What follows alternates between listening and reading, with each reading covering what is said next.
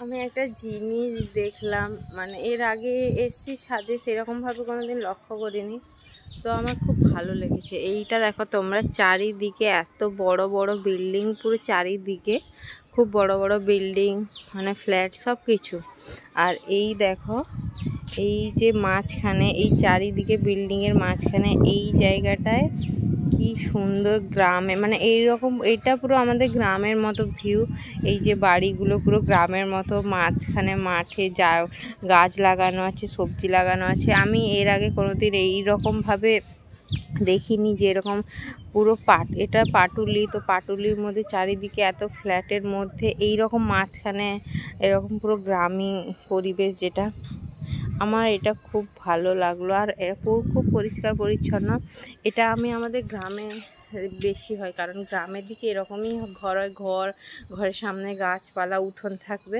তো এইটা পুরো সেই রকম পরিবেশ। আমার খুব ভালো লাগলো দেখে।